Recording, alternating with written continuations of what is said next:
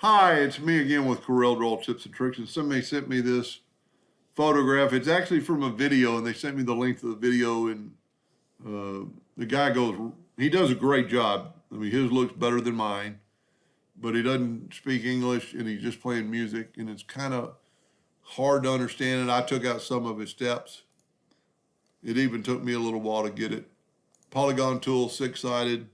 Hold down the control button, make a perfect polygon.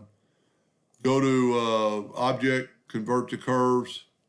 Go to your corner radius. I'm going to make this a little bit smaller. And I'm going to get the Shape tool, and I'm going to delete some of these nodes in the middle that we do not need. And I'm going to grab these two nodes right here and do a corner radius. I'm going to grab these two right here and do a corner radius. Then I'm going to get the rectangle tool and hold down the control button and make a perfect rectangle. And then I'm going to rotate it 45 degrees. And I'm actually going to narrow it in. And I'm going to put it in the center of this. And then I'm going to rotate it probably 90 degrees.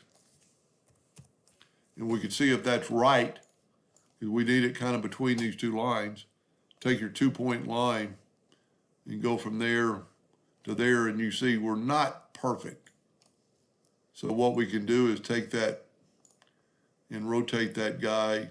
We could actually, the easiest way to do would be to move one corner down, double click on it, move your rotation in that corner, and then put that corner on that one. Then let's take our magical line away. And this is going to be a little bit thicker than my first one and not as thick as his. So let's take a 2-point line and go from about here, here, here, here, and then back up to here. Then we're going to take these two nodes and right click them and turn them into a curve. And then we're going to just curve this mark.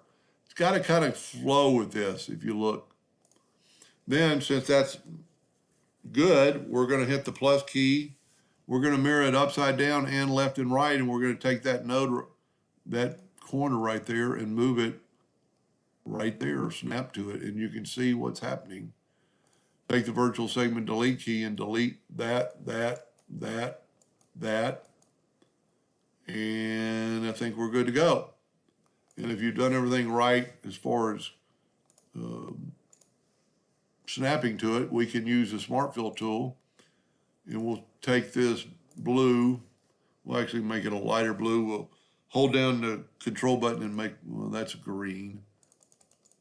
Let's just, probably the best thing to do would just be to go to a blue, and we can do that right here with the eyedropper tool, and we'll just pick that blue.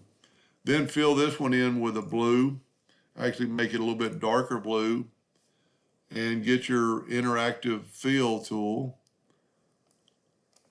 and just kind of, blend it in. It kind of looks like we could actually probably bring in a gray to there and probably the blue into the bottom one. That doesn't look too bad. And then just do the same thing on the other side.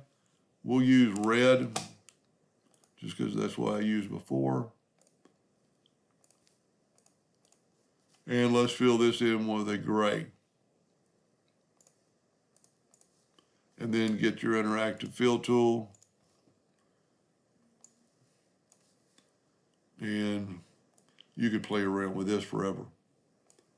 And then it just depends on whether you want an outline or no outline. No outline, or an outline and make the outline actually thicker.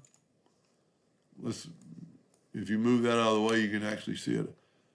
I keep opening other people's files and I like points.